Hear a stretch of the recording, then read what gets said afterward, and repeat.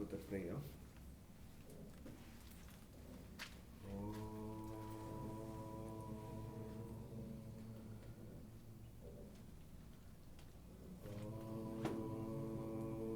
Sahanavavatu Sahanau Bhunaktu Sahaviryam Karavavahai Tejasvinavaditamastu Mavid Vishavahai.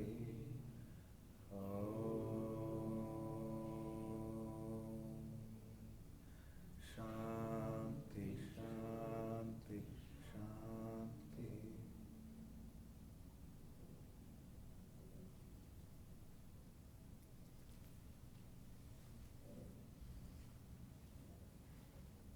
Life, all we need to know about it.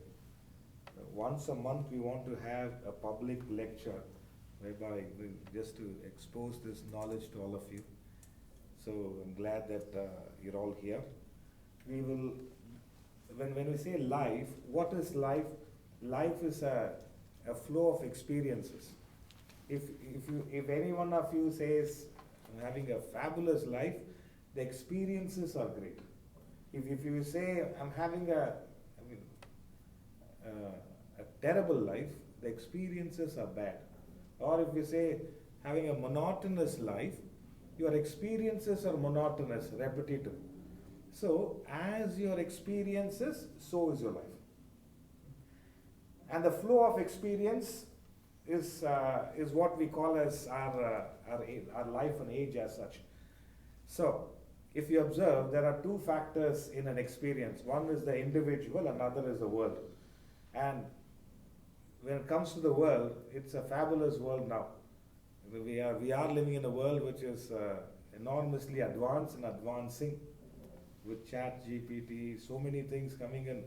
Looks like many of the things becomes irrelevant. Many aspects becomes irrelevant. And so the world seems to have been enormously enhanced. It is the individual which needs to be looked into. You say, with all the advancement in the world, if all the advancement in the world, which is essential, which is wonderful, if it has helped in our well-being, that should be the ideal thing. In spite of an advanced world, our problems also have advanced. It is not that with an advancement in the world, our problems are reduced. It is, all that I'm saying is, the world will keep advancing all the time. Are we advancing in accordance with the world? That's my question. To advance in accordance with the world, you got to work on yourself in a different way. For us to advance, we got to advance our quality of thinking and clarity of emotions. Main aspects. Our quality of thinking, clarity of emotions, and our dexterity in action has to be advanced. Then you can keep pace with the world. So, therefore, the emphasis when we say life, all we have to know about it is on the individual. And we are going to touch on few aspects of it. One is success and failure. Another aspect we're going to touch is on relationships. And the third one will be on happiness. Three main constituents of an individual's life. Number one, success and failure. Because everyone is after success. No one wants failure. Everybody is after success. I'm sure you're all successful people. But still, there is a notion that luck plays a role in our success. And 9 out of 10 believe, and I also want to believe luck plays a role. And I wish it really plays a role. They say luck is a meeting point of preparation, meeting opportunity. Luck is the meeting point of preparation and opportunity.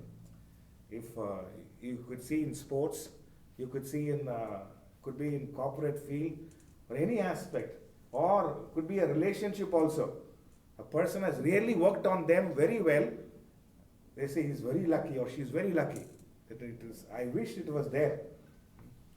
It is. I think it was one of the soccer players, Ronaldo or somebody, who said, Now, he gave a list of all that he has done.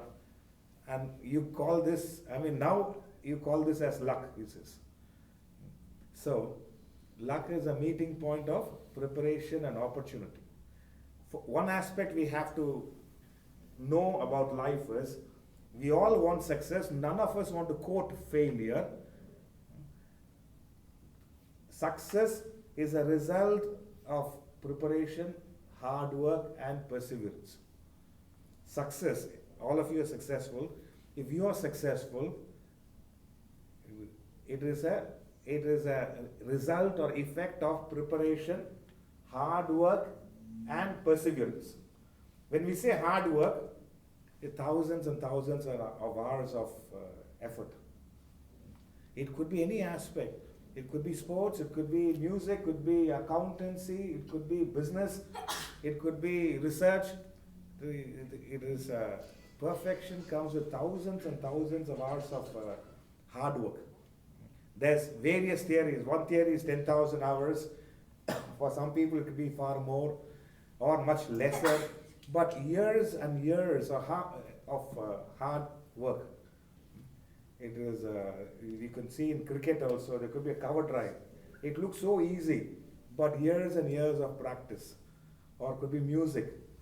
It is if you are spending time with artists or painters, it looks so effortless. I remember one of the painter, an artist in Kuala Lumpur. Swamiji's lecture was there, and he wanted to give last day of the lecture. Is my audio clear? It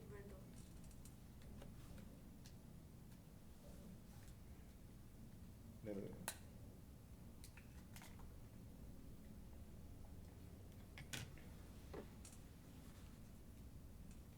Hello? Is it better? Yeah.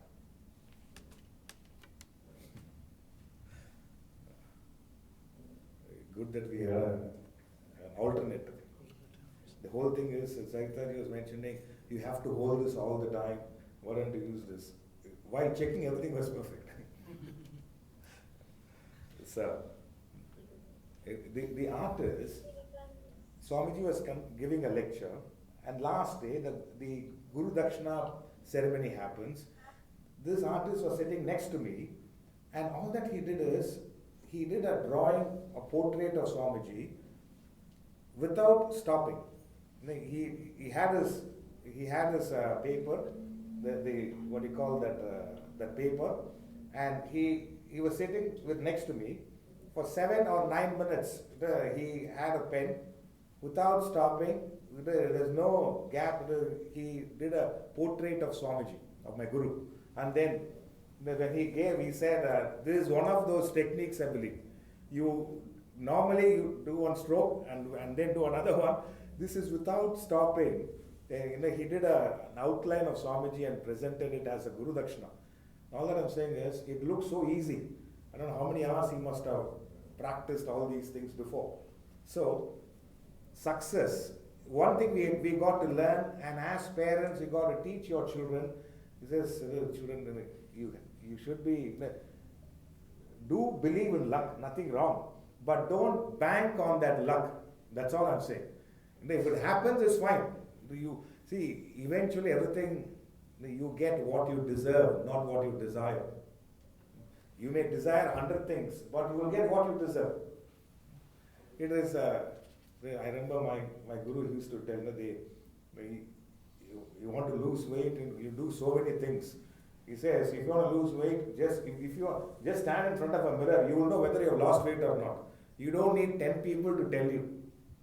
So, we get what we deserve, not what we desire. That's it. More than desiring, if our focus becomes deserving enough. I have a desire. I have placed a desire. Now, how do I raise myself so that I'll be deserving enough for that desire? Then you get it.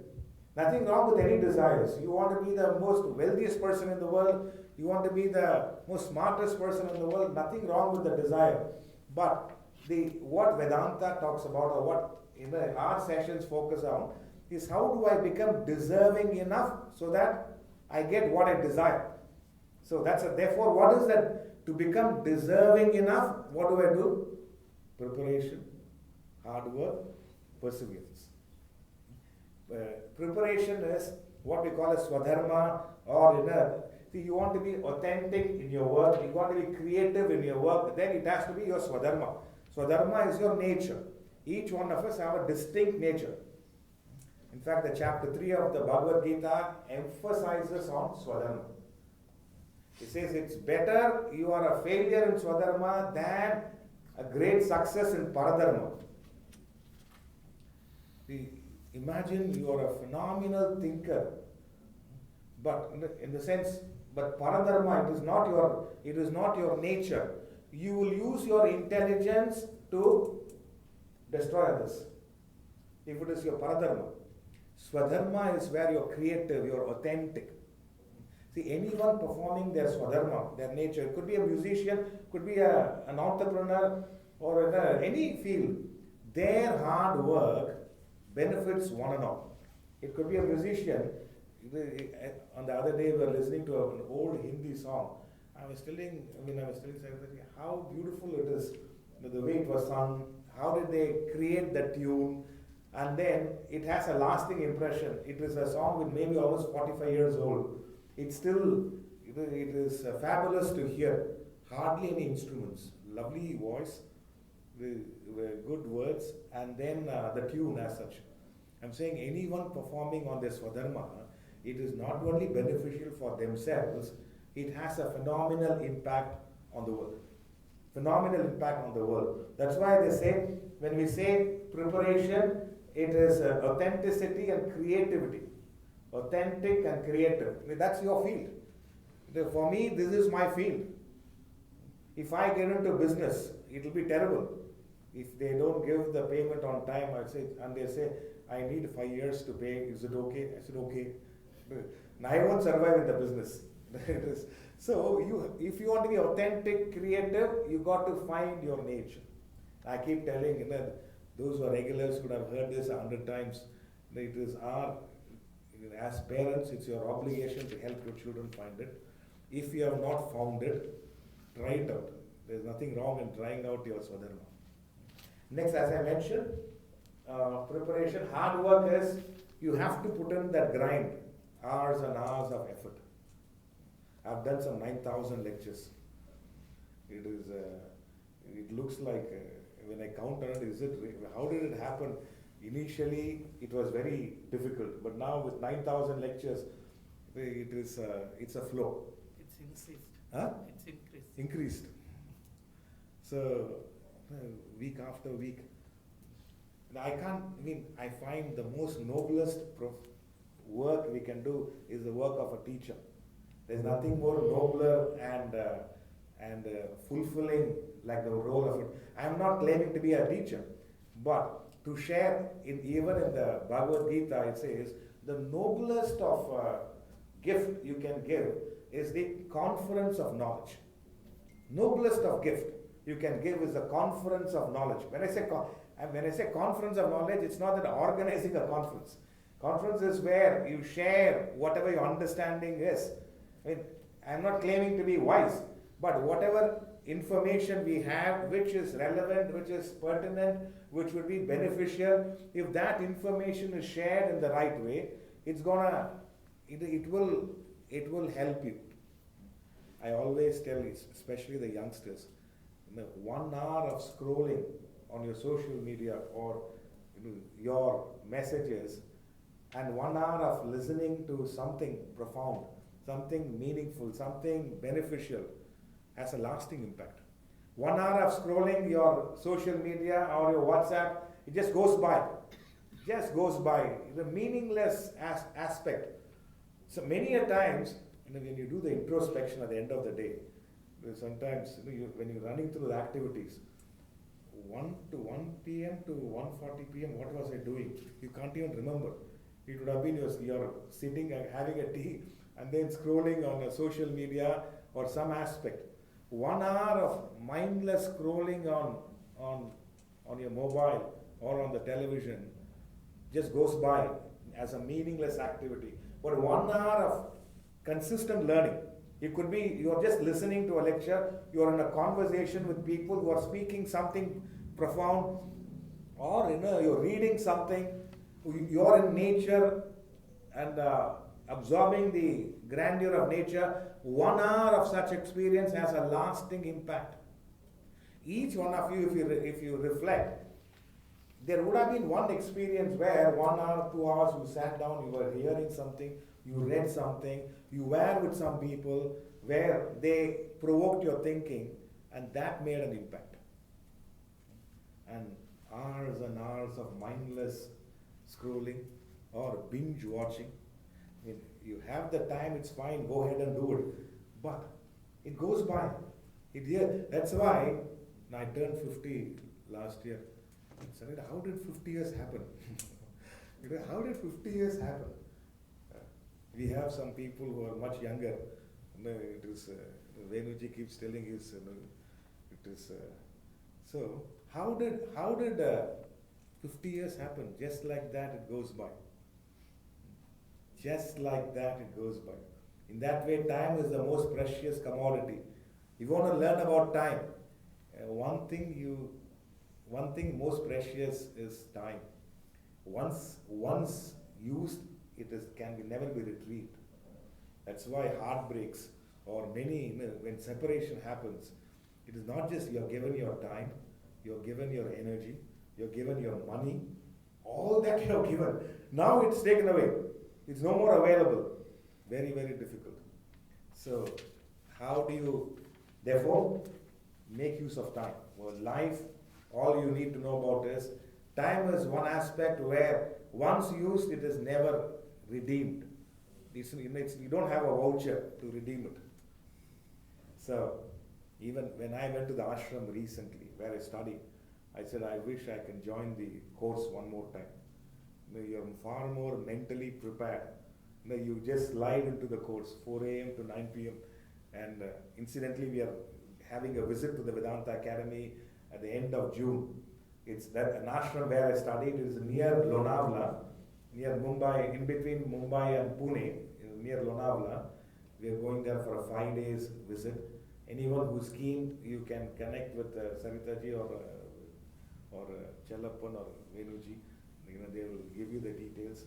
So, therefore, what I'm trying to tell you is preparation, hard work, and perseverance. Preparation, hard work, and perseverance. So, when you are, that is as far as success is concerned. To add on to it, what we would try to suggest is small daily improvements over a period of time leads to stunning results. Small daily improvements over a period of time brings about great results in your life. It's not about being perfect, it is about gaining progress. Small daily improvements over a period of time gives stunning results. Daily improvements, previously you were able to focus, you read 10 minutes, now you're able to read 15 minutes. Small daily improvements done over a period of time give you phenomenal results. Phenomenal results. It is so. What do we need to learn in this? Are you the small efforts you're putting in on a daily basis, on a regular basis? I remember those days I used to jog. Initially, one round of jogging was difficult. Small day, every day you keep doing it. In a matter of 6 months, I was able to jog 16 rounds. Small daily improvements. So, it gives you stunning results. Next aspect we need to learn on success is, if you want to be successful, or if you are a success, you will focus on what you can control, and you let go on areas where you can't. If you want to make use of your efforts in the proper way so that you gain success, you need to focus on areas where you can control and let go of areas where you cannot. The stress happens not in areas where you have control, in areas where you want to control and you don't have a control over it. All married people understand that, I guess. In areas where you can control, control. In areas where you can't control, there's no point trying to control. This man is like that only. 20 years. I've been telling him, nothing changes. The stress is not that. Stress is you want to have control in areas where it's not possible. So it's a simple thing, but if you want to be successful, focus on areas where you can control. And areas where you can't control, what do? Accept. Endure. What cannot be cured must be endured, they say. What cannot be cured must be endured. In areas where you can control, where you can't, what can you do?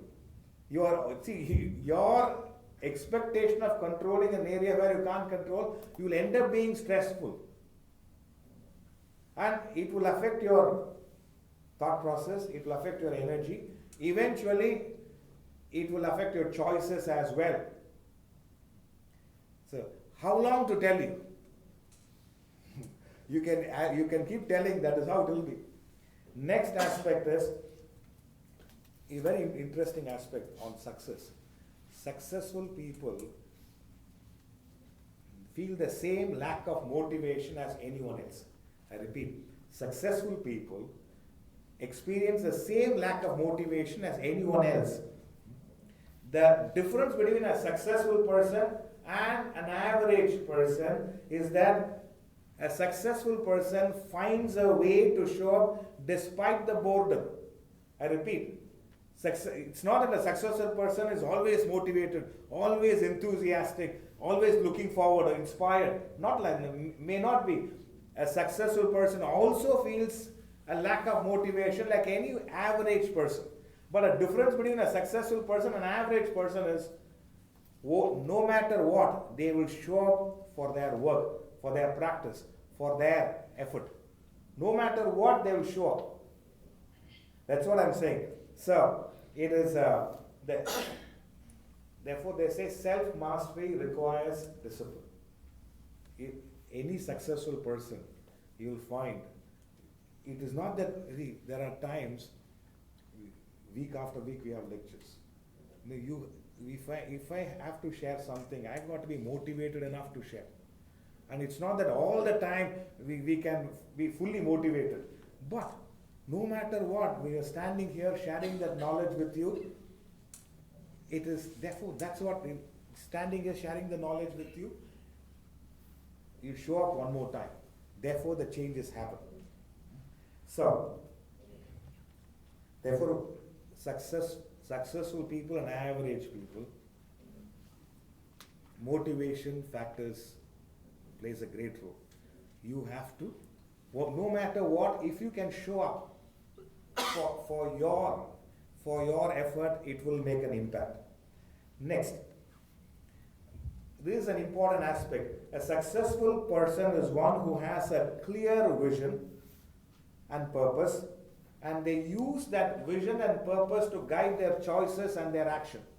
I repeat, a successful person is one who has a clear vision and a purpose, and they use their vision and purpose to guide their choices and their everyday actions.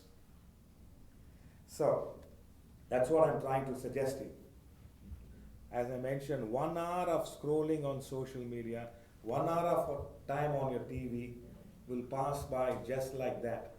But 1 hour of constructive learning, 1 hour of being with a person who is growth oriented, 1 hour of being in an environment where you can learn has a lasting impact. How many of us have that experience of, or gifting ourselves that experience of learning? I'm glad. Most of us, our learning has stopped ever since we finished university. Because the learning in the university was not that entertaining. We did it to clear the exams, so that we get a job and then to fulfill our desires.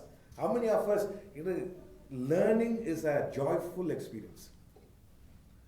In fact, my guru used to tell us, he says, you can never beat me as a student, he says.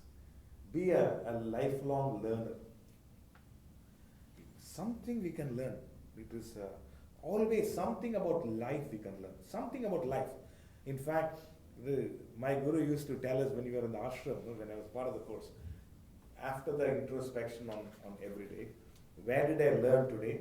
What can I learn tomorrow? Before going to bed, you tell yourself, what did I learn today? What can I learn tomorrow? It could be as simple as, I don't know, you want to make a smoothie. You want to make a healthy smoothie, or where can I learn tomorrow? I want to know what Chat GPT is. What can I learn tomorrow? So, those who are peaceful, who are wise, are those who are learning on a regular basis. In fact, what we are trying to do is learning about ourselves. We seem to know so much about everything about the world. Many of us very seldom seem to know about ourselves. Next, a leader who's successful, such a person communicates their vision. They are willing to take risk. If anyone has a leadership material, they are able to communicate their vision, they are willing to take risk, they embrace change and continuously push themselves outside of their comfort zone. I think you can make her sit if you don't mind, the child.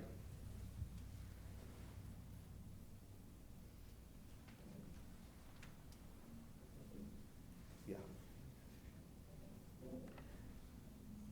A leader is one who communicates their vision, they are willing to take risk, they welcome change and continuously push themselves outside of their comfort zone. So that's a leader. If you want to be a leader, the quality is, number one, you have a clear vision and purpose. You are able to communicate that vision and purpose to your team. You are able to welcome changes, which is what adaptability is all about. And then you are continuously pushing yourself out of your comfort zone.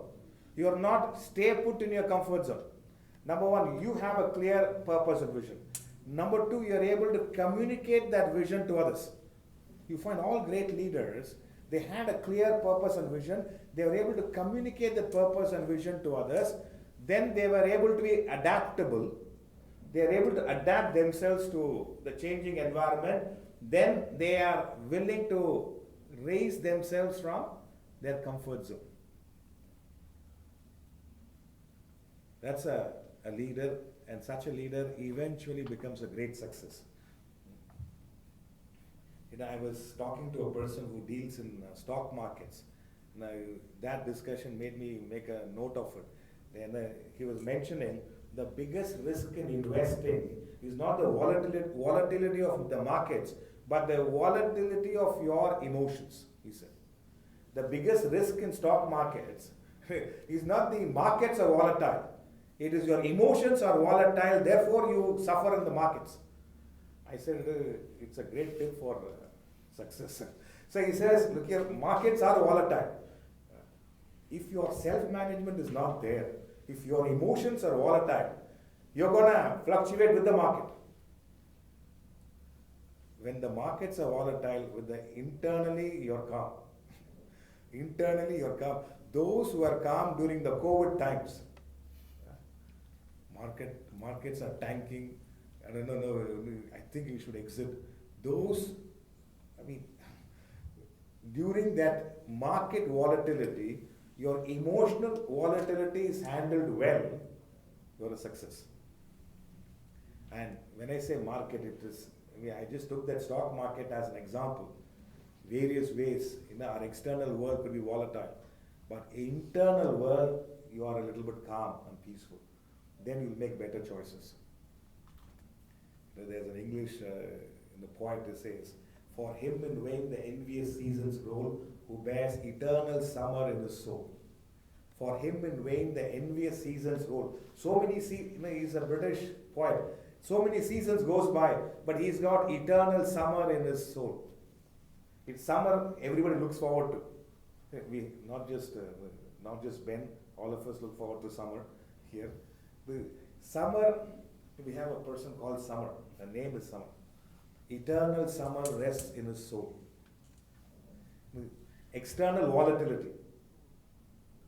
Those who made tons of money are those internal volatility they control. Internal volatility you control. See, if it can work in your markets, if it gives enormous results in your markets, imagine the world as such, your life experience as such, internal volatility you control. That's what such people become great in crisis management. In crisis management, externally there's a crisis, internally bigger crisis. To be with such a person is dangerous. As it is, I find it difficult. Now I am with the person who can't deal with their internal crisis. That's it, gone. It is which bank you have invested in? Really, that bank? That's it. It is where to invest. So, it is, you can't keep it with yourself also. It's a depreciating asset. Inflation is happening. I'm saying, it is incredible when all these things, all that I'm saying is, if in markets, market volatility will happen, but your emotional volatility will make you sink your funds if you are not able to deal with your emotional volatility. Therefore, about success, those who are successful even in stock markets are those who are able to manage their internal volatility. There was this interview of Rakesh Junjunwala. He was mentioning about an investment he made, and he got 30 crores in it. And his mother wanted an apartment for herself, and she kept pestering him. See, look here, you said you'll buy me an apartment. What happened? He said he only invested a small sum. It fetched great results. So he sold that stock, bought an apartment, and gifted to his mother. 4 years' time, the 30 crores became 270 crores, I believe, the same stocks. He says, even now I regret. Even now I regret. You see, he is not concerned about maybe 3 crores becoming 30 crores. He made 3 has become 30, but 30 has become 270. He lost 240. What he says, the emotional volatility, he said, ever since, no emotional choices. The interviewer was about to ask, which stock was it? I wish the fellow asked, which stock you invested? The 30 becoming 270, he said, over a period of, I don't know how many years. But every time when I go to my mother's place, I am so annoyed being in that apartment because she pestered me to buy, and eventually I bought it. But in the process, see, 3 to 30 is not a problem. That is not coming into his thought process. 30 to 270, the loss he has managed. See, it's only notional loss. There's another lady, they sold their company for 500 crores. And I don't want to mention the name, they sold their company for 500 crores, which they thought was a fabulous deal. The person, and they were all, maybe much more than that. And they all was thinking, this guy must be insane to buy this business at this level. And he had a team of researchers, scientists working there. Now that person makes 500 crores every year. She says we sold at a low price. That guy he did his research. Now the 500 crores is how many millions? Half a million now. We have quite a few chartered accountants here. 500 crores in dollar terms, how much it will be? Sunday morning, don't ask us questions. I just had a nice puri breakfast and all. 500. 1 million is $6.9 million. Sorry? $6.9 million. That's it? $63 million. 63 million, that's it. It must be 63 million. I was shocked, has the rupee depreciated that much? $64 million they sold a company, and they thought it was a fabulous deal. We made a killing, and then they were very happy because that guy didn't negotiate also, and they were $64 million they sold, and we are happy. Now That the group which acquired the company for $64 million makes $64 million every year. See, we sold at a loss. Loss? You were a loss-making company, and you are so happy somebody was able to buy it at that time. And now, what is your loss? It is not your loss is somebody is making 64 every year. That's your loss. So all that I'm saying is volatility in markets is there. Your volatility of emotions, if you can handle that volatility, you're better off. Otherwise, your volatile emotions will drain you. In fact, the problem is volatility of emotions. It will never keep you happy. See, while selling the business, 61 million, we got it happy. Until you came to know, they make 61 million every year. For that, he was invested something. Huh? To make that much, he has invested his idea, his thing to get that thing. I don't know what they invested, but they found some reserves there, some natural resources, reserves they found, and that is it is there for next 25-30 years, I believe. So, and these people had it. They will go for a walk in that place every other day. That's it. They didn't explore on those aspects. So all that I'm saying is, emotional volatility means everything. If you can handle the emotional volatility, you can handle any other external volatility. Next, if you want to be successful, learn this mantra from successful people. Successful people do ordinary things. Successful people do ordinary things with extraordinary consistency, great commitment, and undivided focus. Successful people do ordinary things with extraordinary consistency. Extraordinary consistency, phenomenal commitment, and undivided focus. I remember my guru, when he's putting something in a bin, it could be a paper, he will fold the paper and put it. I thought he was folding the paper to keep somewhere else. No, he will fold the paper neatly and put it. And says, if you fold the paper neatly and put it there, more paper can be put. Otherwise, you crush the paper and put. For me, it is almost meaningless things. You can take a paper, crush it, and then put it. He will fold it.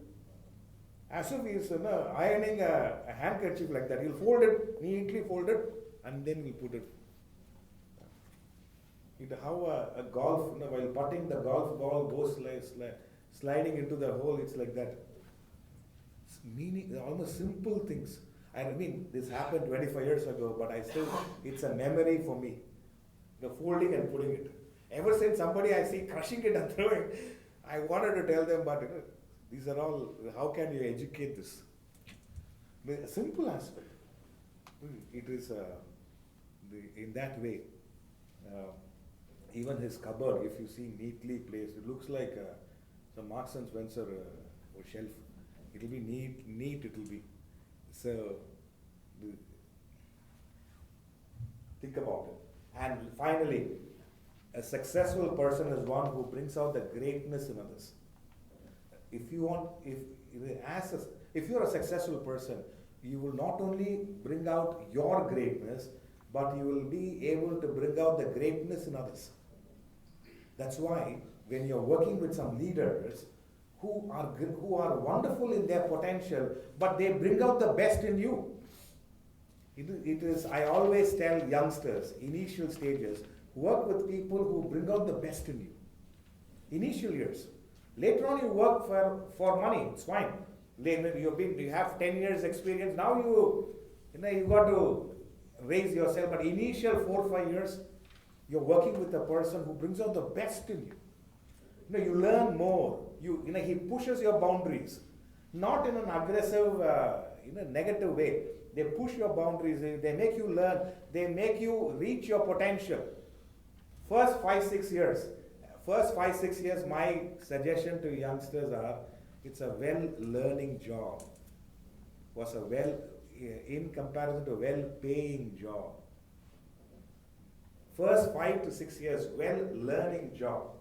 You learn a lot, and I had a boss who was tough, but I mean, the learnings I had with him was fabulous. He really pushed the boundaries, and he gave me certain responsibilities at that age. I was quite surprised, and all this made me a better leader. Well learning job initially, or there is a stage where it's a well learning and well paying, you are better off. It's only well paying, it may not motivate you beyond a point. Well learning job initially, after a while it's well learning and well paying job. Sometimes you may get less, but you learn more, because after a while you will be given a leadership position, but are you prepared to take that position is a question, because you have not pushed your boundaries, you have not exposed yourself in environments where you are able to take risk, work on yourself, think in a different way.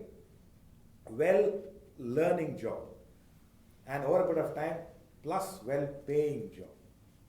Then you look forward to your work. Now, on relationships. All of you are married. I don't know how many are not married. Yeah, Akshaya is not married. And a few others, I guess. I've not seen Venuji's wife for a long time. I don't know if he's still married or not. Yeah. So, foundation of a healthy marriage is based on trust, respect, faith, and love. Foundation of a healthy marriage.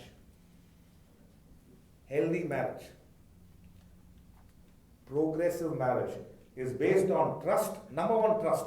Where there's a lack of trust, there's no relationship. You can't relate with the person with whom you don't trust. Trust. I mean, I did one entire lecture on this. Those are regular. We had a talk on essence of relationships. That's a full 1.5 hour session, but I'm only going to touch on this briefly. Trust. Your thoughts, words, and actions are aligned. I repeat, what you think is what you say is what you do. Thoughts, words, and actions are aligned. Trust. Then respect. Respect doesn't mean the words. You respect others' emotions. Respect others' ideas. You may not align with them, but you respect them. That's their ideas. That's their. That is their thought process. When there is trust and respect, there is faith. Trust and respect becomes cause. Faith is an effect. Faith is, there is something right in this person or in that person. Where there is trust and respect, there is faith. They say faith is a belief in a thing which you do not know until you come to know what you believe in. It is faith, it is tested and you understand that. Next, when all these ingredients are there is trust, respect, faith, which that becomes a cause, and as a result, the resultant experience is love. Love is not just in words, friends. Trust, respect, and faith. This is the cause. Effect is love. Love is, that's when you're able to identify with the person. That's when you feel one with another. Love is not just in words. I love you. It's all mere words. Mere words mean nothing. So, trust, respect, faith transcends as love. Next, good couples handle differences and arguments in a refined way. Good couples handle differences and arguments in a refined way. Conflict is always a part of any relationship, and we all have to handle it gracefully. If there is no conflict in your relationship, something wrong. Either the person is deaf or other person is dumb. I remember once some of the class members, I'm not bringing the names, they have not had an argument for many years. Others were shocked. One of the person is not able to hear, or the other person doesn't know to talk. In fact, when I was in Chennai, I happened to meet my school friend after a long time, after 20 years. His wife was praising her husband, which is my schoolmate. And I looked at my schoolmate and said, is your wife mad? This much praise about you? I know about him fully. And she said, no, you have no idea. I thought she was joking initially. 3 minutes, no, they joke. 10 minutes she was glorifying her husband in ways. And I thought, I'm looking at him and he keeping quiet. Hey, his name is also Sreedhar. Hey, seriously? Whatever, you have no idea that the wife is telling, the clarity in thinking he's got. Whatever he says, we follow. And it looked unreal. It is, even if somebody has written dialogues in a movie, people laugh at it. Now, how can you imagine 10 minutes of absolute praise? Not only, my parents also only listen to him. It is, whatever, he has never made any wrong choices. I know this fellow is an idiot. It is. That's why. And I thought she was joking. After 5-7 minutes, I thought she was mad. Either, I said, and he is keeping quiet. Hey, interfere, please. It is annoying for me to listen. And it is what I'm saying is, can you imagine? Not one negative, forget negativity. Trace of negativity is also not there. And all that I'm saying is, great couples, the conflict is a part of for any relationships. If you want to learn about life, you have to lead, you have to, deal with conflicts in a refined way. If you don't want to have any conflicts in the world, there is one wonderful place I can suggest. Burial ground. If you are buried 6 feet under, no conflict. Otherwise, conflict is a part of our life. You get down, you're trying to take the car, one fellow comes in. The conflict. Conflict is a part of our life. You can't escape conflict. How you deal with it defines your refinement. That's all. If you can deal with it refined way, it shows that you are spiritually aligned. You are, see, the partner, what does it mean if you are refined in refined way you deal with conflict? The individual means more, you value the individual far more than that incident. That's all. You value that person far more than that a crockery which is broken, or the money which is lost, or an expenditure which was unnecessary. The person matters to you far more than what you have lost. That's all. So, that's how you can deal with relationships or conflicts in a refined way. There used to be this episode, the husband gives the car to his wife, and he says, in case of any emergency, look into that dashboard, there is something I've kept. She meets with an accident, and then at the time she opens to see that there is a small letter, says, you are far more valuable than the car, it's okay. That's a small message, isn't it? You are far more valuable than the car. As long as you are safe, everything else is okay. I mean, only if the individual matters to you more than what you have lost in the process, you can deal with it.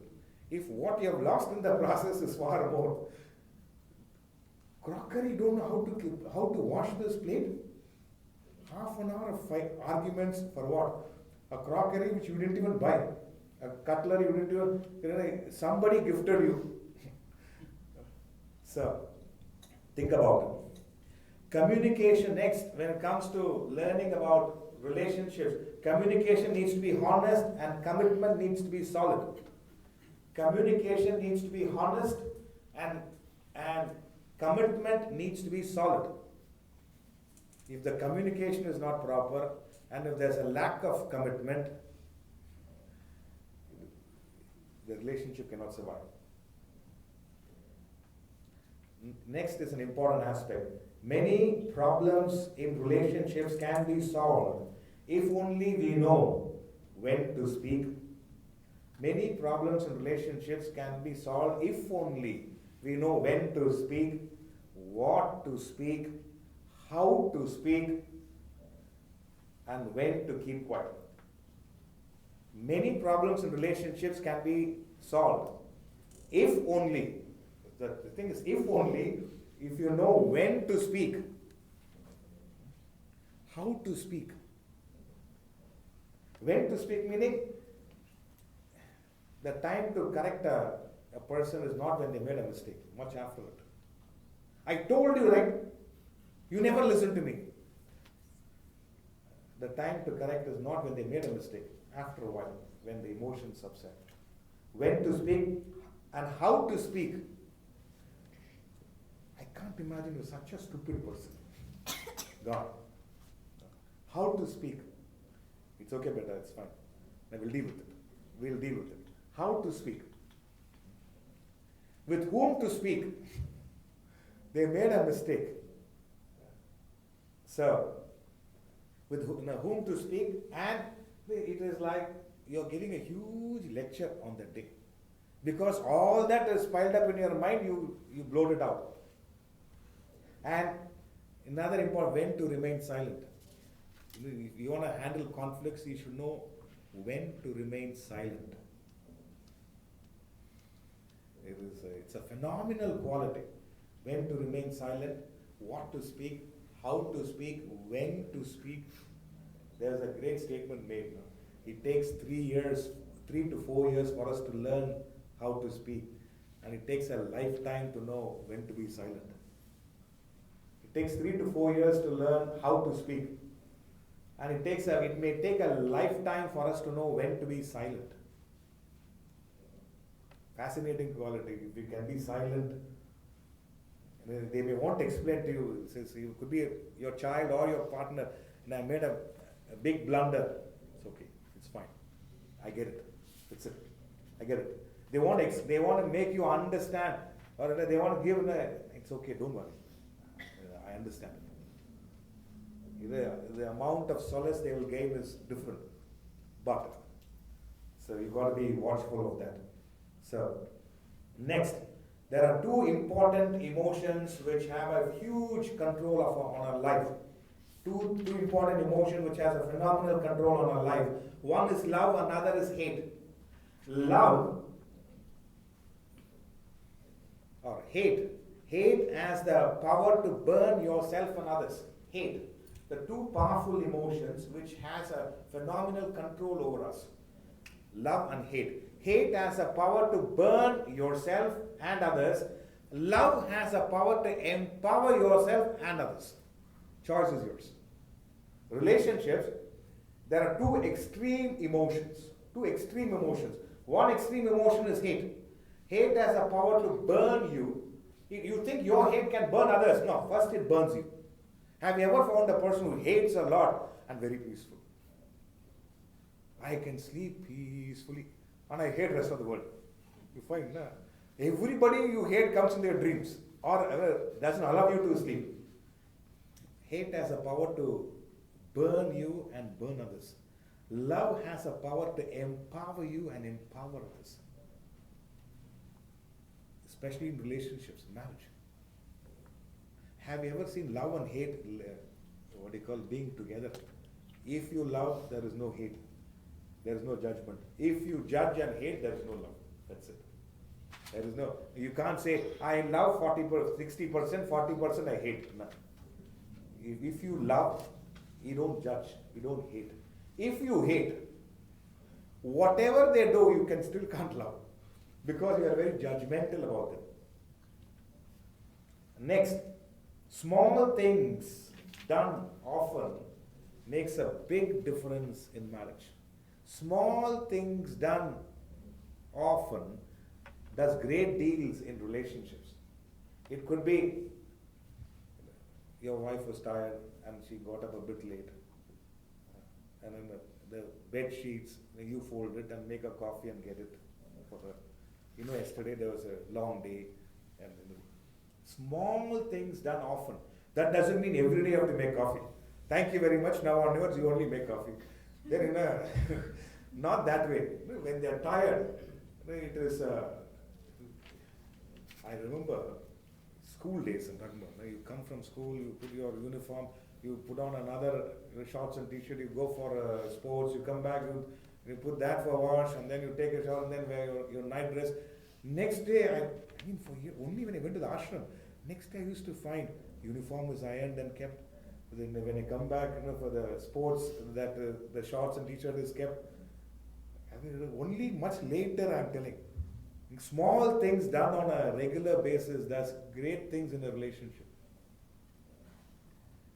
You may work for 8 hours and come, but your favorite meal is there. Small things done on a regular basis does great things in a relationship.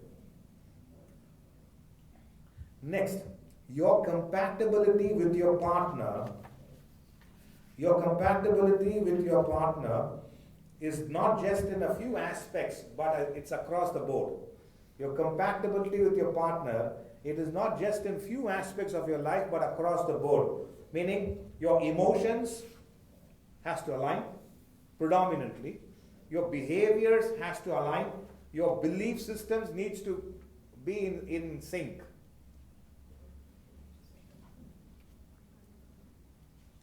Your belief system needs to be in sync. So, all that I'm saying is, your compatibility with your partner is not just in a few aspects, but across the board. Your emotions, your behaviors, and your belief systems needs to align. Imagine you have an interest in spiritual lectures, and your partner says, I don't like this mumbo jumbo stuff. You're sitting, or you want to sit in meditation for 10 minutes. You're wasting your time. Or belief system. You want to start with a prayer, or you have your belief system. So it has to align, otherwise there is an issue. The next aspect we got to understand is, the only way to have a great life, a good life, is to have good relationships. You may be very successful, but if your relationships are not right, your life is not right. You may have money, you may have comforts, you may have many things. If your relationships are not right, your life is not right. Therefore, it is in your interest that you got to understand that you work on your relationship. They say life is too short to waste on things that doesn't matter beyond a point. Life is too short to waste your time on things that doesn't matter. My guru used to tell us, you don't have time to fight. You don't have time to live. Where is the time to fight?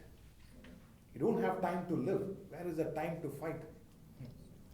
It's incredible. More and more it makes more sense to me. The only way to have a good life is to have good relationships. I remember a great poet, towards the end of the poem, he says, family is not just important, it's everything. Relationship is not just important, it's everything. Eventually, our quality of life is defined by the quality of relationships. I always have this notion, anyone I meet, they should feel nice about it. Either they had a nice laugh, either they learned something, either they experienced something profound. It is, that's why I'm saying, anyone you meet, if that impact you can have, it's wonderful. Next, the biggest mistake we make in relationships is we take a partner's feedback, a parent's feedback, as a judgment about our character. I repeat, the biggest mistake we make in relationships, could be with your partner, could be with your children, or with your parents, is you take the person's feedback as an assault on your character and not as a feedback on your action. Biggest mistake. Generally, I give this example. The lady makes dosa and chutney, and this guy says, chutney is a bit salty today. Anything I make you don't like? Anything I make you have to complain? But if your mother makes this, even if it is sugar she has added, you will say, aha, fantastic. Anything I make you don't like, right? Yeah, the thing he said is, in this chutney, the salt is little more, that's all. They think anything, it is taken as an assault on the character. So, it could be anything. It says, I think this, the wife says, I don't think this shirt suits you. Whatever I wear, it doesn't suit, right? You only select. It is all that I'm saying is it's an assault on the, if you take it, the feedback is for this brown trouser, black shirt doesn't suit, she says. It is taken as an assault on the character, not as a feedback on a particular action. Those organizations which grow, that's why in the customer feedback, you take it as a feedback and improve on your services, you become better. That's how organizations grow. Because it's a feedback on a particular action, not on the entire personality. It's not that they are not saying Apple is a terrible product. No, they are saying the battery life is not that great compared to Samsung. No, then go buy Samsung only, and the fellow will buy Samsung. If you want, see, they have to. Okay, we have taken 7 out of 10. They say the battery in this is not as good as other things. So if they improve on it, they get a better sale. So any aspect. So that's what it is. So the mistake we make in relationship is how you handle feedback. You can handle it as criticism or as a feedback on a particular action. Next, in relationships, be a good listener. When you master patience, you master everything else. Be a good listener. If your partner speaks, if your children speaks, listen. Not, it is when you're gonna stop. Listen. The listening is a fabulous quality. Yeah, another 5 minutes we will conclude, and we started 5 minutes late, I guess. Right? Now that is on relationships. I'm not going to repeat on it because we did that. Now on to conclude on happiness. Life, all you need to know about happiness. Friends, happiness is not a luxury. It's an absolute necessity. Period. Happiness is not a luxury. If you think it is, happiness is not a luxury, it's an absolute necessity. Then you will know how to deal with it. How do I bring about that aspect in our life? Happiness is not it has become a luxury. When you compare yourself with others, it's become a luxury. Just to sit in a place quietly and be peaceful, it's a luxury. For that you have to go to seashells and in a beach. The waves have to splash towards your villa only, not on others and all. It has to splash, and then mobile should not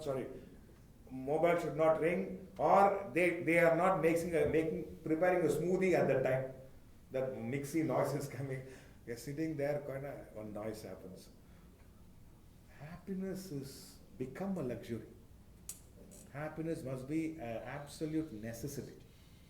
In fact, if only you find avenues to be happy, you'll be a different individual. But it's become a luxury. Happiness does not mean lack of agitations. It's that happiness is not the absence of agitations. It is an effect of understanding, compassion, and wisdom. Let me repeat. Happiness is a byproduct. It is not. It is how you eke out happiness. Happiness is a byproduct of understanding. You understand yourself and others. Compassion and your spiritual wisdom. An effect of it is happiness. Because we don't have the right understanding, we lack compassion, and we are not wise enough.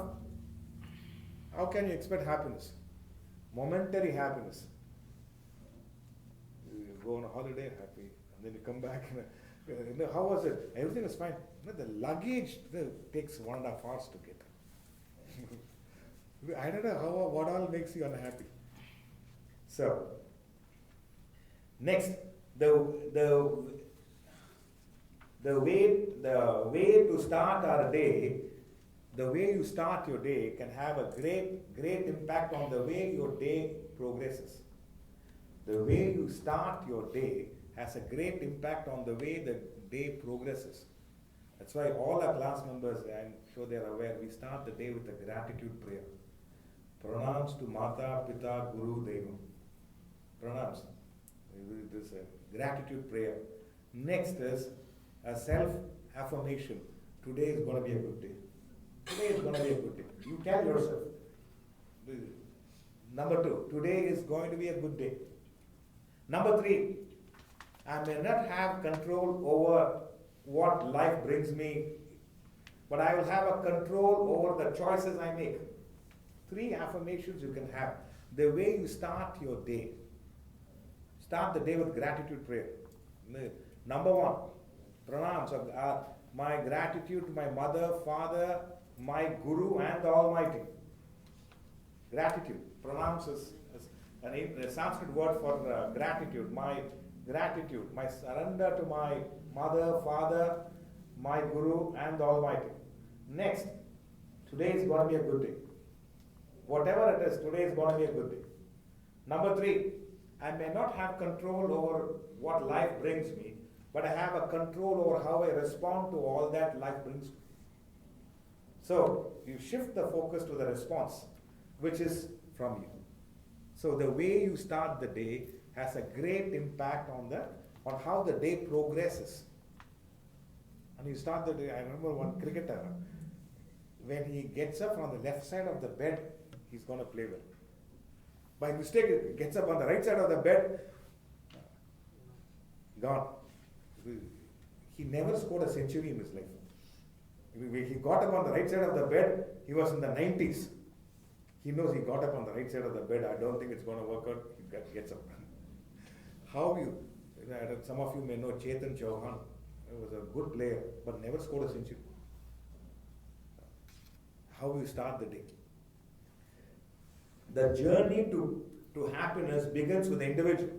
The journey to happiness begins with the individual. It's only when you find peace and happiness within yourself, then alone you can share it with others. The journey to happiness begins with the individual. In the individual, you can only share your happiness when you have it. There are people who say, I want to do a lot of charity, but it has nothing with you. It is first you earn enough and then you can share, or only when you have you can share.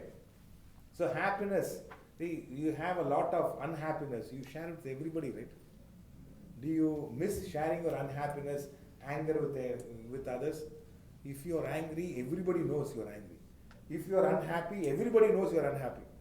You share. You are very charitable with unhappiness and anger.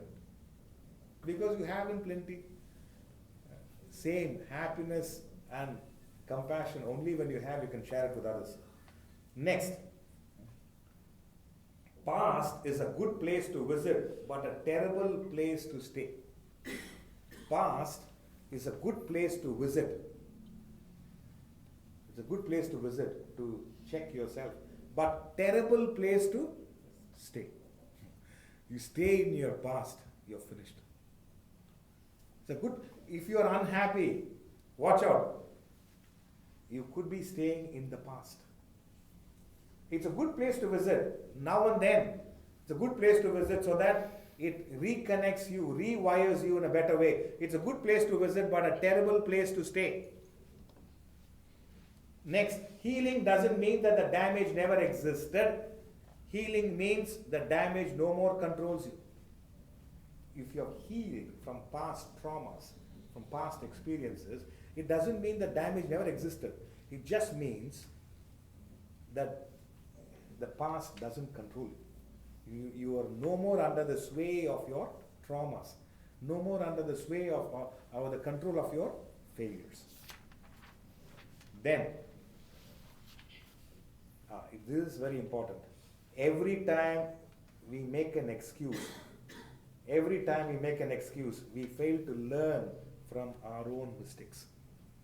Every time you make an excuse, you give reasons.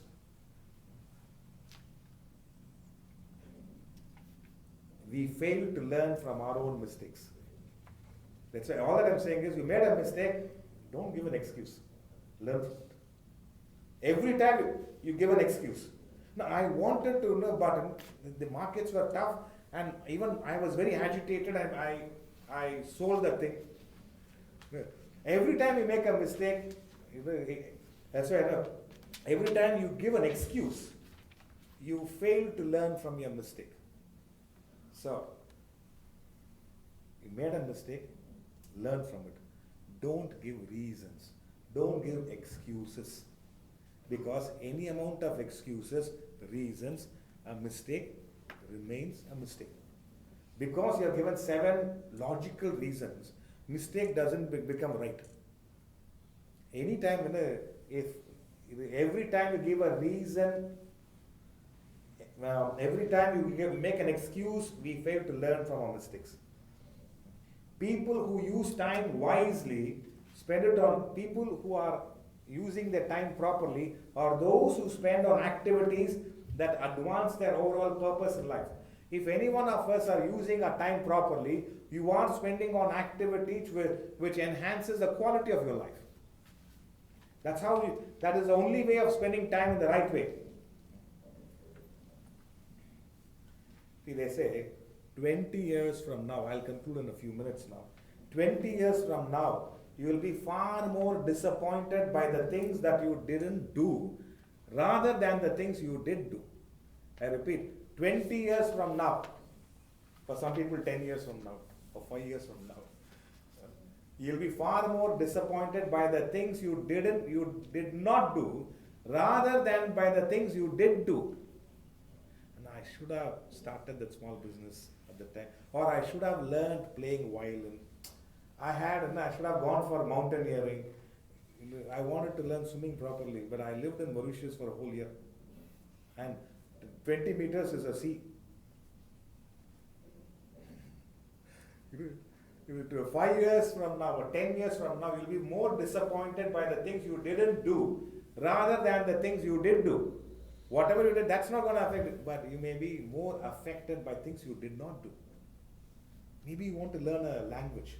Maybe you wanted to visit a place. Now it's not, or you wanted to apologize to a person. 5 years from now, you may be more disappointed by the things you didn't do rather than the things you did do. And they say, anxiety is a thought without control. Anxiety is a thought without control. Those who are very anxious are suffering anxiety attacks. They are in a flow. I mean, it's a thought we have entertained which controls you. You don't have a control over that. That's the panic attacks of anxiety. Anxiety has taken over. So anxiety is a thought without control. Happiness is a control without thought. Meaning happiness is a control. It doesn't, if you are happy, it means your intellect directs the mind. Happiness is a control without thought, without any negative thought polluting you.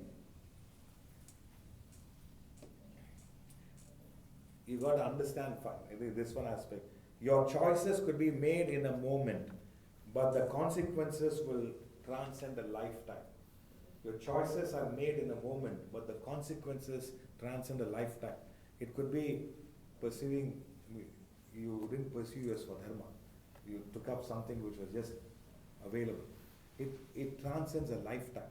Or you took up to your Swadharma, it transcends a lifetime. Your choices could be made like that, but the impact is felt throughout the lifetime. Finally, these 2 points. The day a child realizes that the adults are imperfect, the child becomes an adolescent. The day a child realizes that adults are imperfect, the child becomes an adolescent. The day he forgives them, he becomes an adult. And the day he forgives himself, he becomes wise. Happiness, eventually you got to forgive yourself for whatever you have done.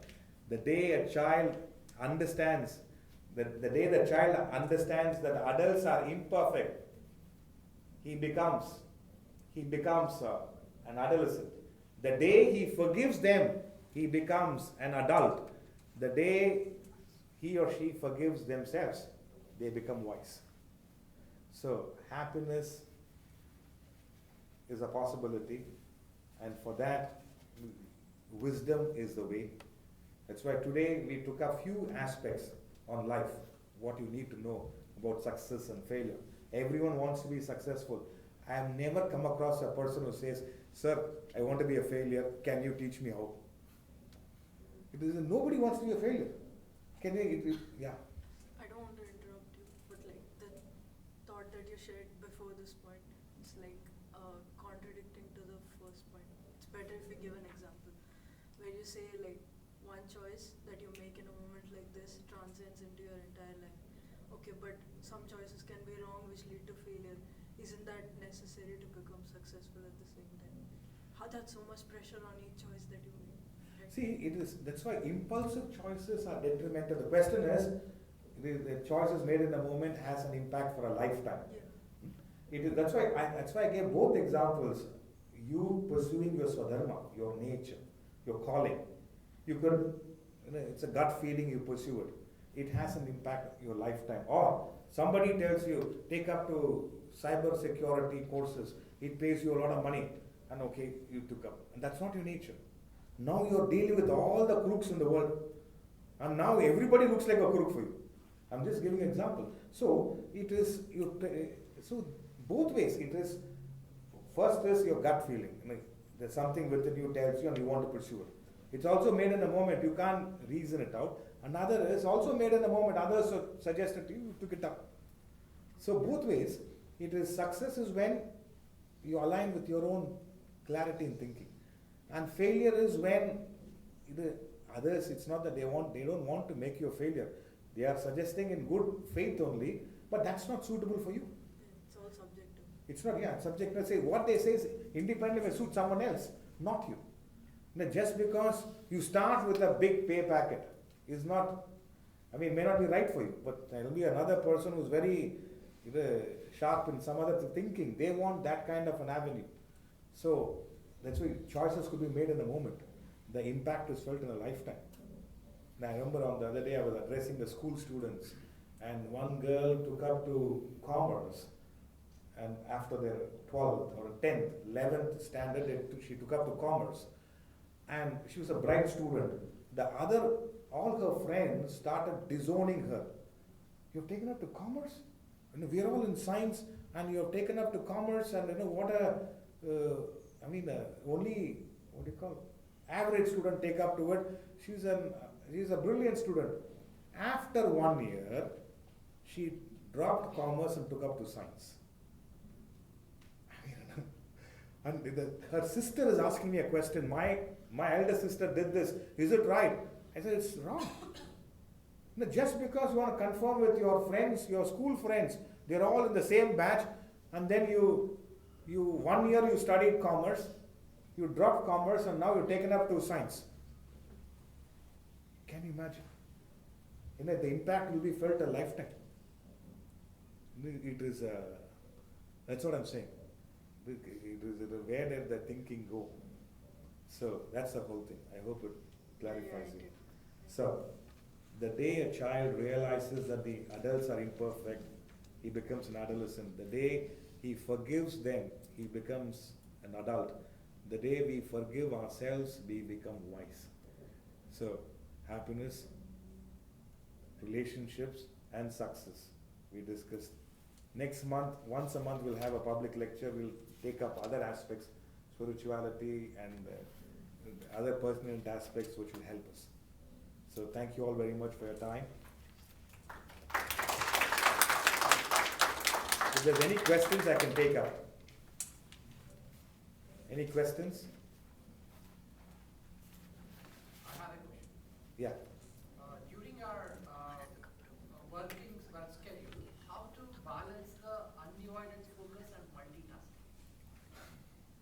See, undivided, see, multitasking you can do provided you are very familiar with it. Like driving, and you are on a telephone call, it's fine. You're familiar, it's a automated process. But you can't do multitasking and undivided focus in certain aspects. That's what I say. If you are a choice maker in your organization and your choices matter most, you can't be multitasking and doing it. I mean, is that your question? I can do multitasking plus undivided focus. Usually what happens if certain things comes up in our office and we need to have a clearly focused, complete and go to the next. But we would be the same time, I know that priority would be the best choice for it. Sometimes our mind will get stuck in between, we don't know what to do and we'll try to do half of the things every time, and at the end of the day, we are not fair to anything. Correct. See, either, if you ask me, is there a problem in delegation? If as a leader we have to learn to delegate. It is, if anyone else can do 70 to 80% of your efficiency, please delegate. We don't need to do many aspects. It is then you have more time for you. If you can't delegate, you got to have time slots as such. Otherwise, because some choices here and there can have a detrimental effect. So you can't, maybe you made a choice now, but the effect is felt after 3 months. So you only signed the papers, or you only said yes, but after 3 months the markets are down or something can happen. Therefore, I always tell the CEOs or the top leaders, I say, look here, one wrong choice could be detrimental. At your level. At the floor level is different. One wrong choice can be detrimental. Don't multitask. Delegate. Delegate as much as possible. And that which is essential, keep it. That is what we should be doing. Creative. We can't be getting into daily aspects predominantly as a head of an organization or a head of a department. It has to be delegated. Has to be delegated. If it is not done, then there's a problem with our delegation, with our potential of delegation. Either you don't trust others or you don't have a team which you can delegate. So that's why I say nobody can function 100% of your efficiency. If you can get people up to 75-80% of your efficiency delegated and deal with other aspects of the crucial aspects of your work, that's how it has to be done. Otherwise, it is multitasking. It's one way. Somewhere you will make a mistake. Maybe simple aspect is fine, but crucial aspects you make a mistake, it's gonna affect your productivity and your position. So never. General aspects multitasking is fine, but crucial aspects, no. The constructive thinking is essential. It is compartmentalized thinking is essential. So I can't be talking and I can't be doing some other things also in like this. It has to be the dedicated stuff, especially if you are leading an organization or a team. Your choices matter. So, in my opinion, it's an opinion. I'm not saying it is like don't multitask and also try to intense focus. It cannot work. So, any other question? Seems to be a question from Zoom. I just want to tell that we have books here, books and some CDs also there. Those who we are just giving away for nothing almost. But the books are all there. We don't get it in the bookshops here. It's only with us, a small stock is there. Why I'm telling you is, you may listen to a lecture, but you need some inputs for you to go through. So some of you would have made notes, but others I would suggest try and get these books, very reasonably priced. And if you can, I would suggest quite a few books are there. There is the Vedanta Treatise, the Governing Business, they're all there, and make use of it, read it. I would say read 20 minutes, reflect on it, try and understand it 20 minutes, and next 20 minutes, how do I implement during the day? 1 hour you can spend time with this knowledge. I'll tell you, small effort on a regular basis gives you phenomenal results. That's why I say so you need fresh thoughts and ideas. If your existing thoughts and ideas are enough to deal with your life, it's fine. If we are finding difficulty in dealing with our life, our existing quality of thoughts and emotions are not enough. You need some new ideas and thoughts to work on ourselves. That's why all these books provided, and if you can work on it, if you can get a copy of it and read it on a regular basis, implement it, you will have phenomenal results. Yes, what's the question? Yeah, hi. So first of all, wanted to really thank you for conducting this session. I think it was brilliant and we've gained a lot. Maybe just one question in two parts. Sometimes when we take a decision, we realize later that, oh, we could have done this, right? In hindsight, we always do it. So how to get better to take right decisions and choices in the spur of the moment? And sometimes, time is of essence, right? So you're not given so much time to think and rationalize. So then how to get better at that? So that's pretty much my question. Right. Thank you. It is the only way to make right decisions is to have clarity in thinking. Wherever there is ignorance, wherever there is confusion, we can't make right choices. So it is a process, it's an effort, it takes some time. You need to strengthen your intellect. Therefore, you don't allow the mind to interfere. It doesn't make you impulsive, it doesn't make you emotional, and as a result, you set aside your emotional state. That's why I say the emotions are beautiful, but when you become emotional, it drains you.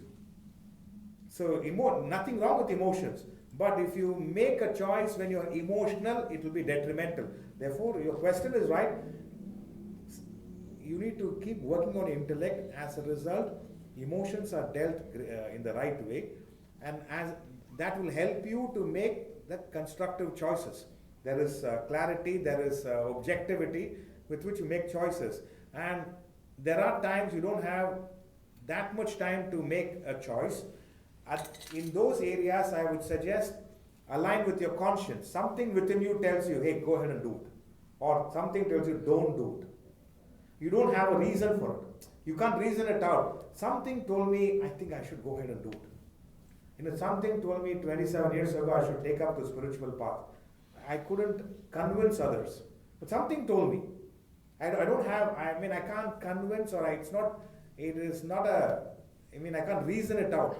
So, number one, follow your intellect. Bring in, if you don't have a strong intellect, if you don't have a strong intellect, take the guidance of a person who has a strong intellect. You have faith in a person, take the guidance of a person who has a strong intellect. Number two, you may have to make certain choices. At the spur of the moment, go with your gut feeling. Something within you tells you this is right. Because you have done something and you regret your own action. At the time itself, something told me I should follow it, but I didn't. You regret your own action because your intellect is available after the performance of action. So number one, strengthen your intellect. That's what we talk about the books, these weekly lectures. It will help your existing intellect. It will make your existing intellect stronger. Number two, your conscience, that inner voice. Everyone has an inner voice. And let me tell you, the inner voice is available only when your mind is calm. When the mind is in a turmoil, your conscience is not available to you. So, it is essential for us to have that our internal environment relatively calm. Therefore, the conscience is available to us. And number one, which is you have to work on your intellect. There's no other way. There's other way. There's how to make right choices through bad choices. You made a bad choice. Now you know what is the right choice. So why do we need to learn from experience? Let's learn from knowledge. And it's a process. I don't guarantee you straight away, but 6 months, 9 months, you keep doing it. It is your mind, you are stretching your mind muscles. And there will be a stage where you are able to deal with the choices in a better way. And the second aspect, your conscience is available. So you will not go wrong. And the third, even if conscience may say something, but you may take the guidance of a strong intellect. You may have a master or a coach or or a parent who knows you and you have faith in them. You may have thought about it, but you take their guidance. So when all these factors are there, I'm sure you'll make better choices in life. I hope it answers you. It definitely does. Thank you very much. Thank you. Thank you, Ji. Thank you all very much. Please have a look at the books. And those who are keen on next month's lecture, I think your names are there. We can bring in more people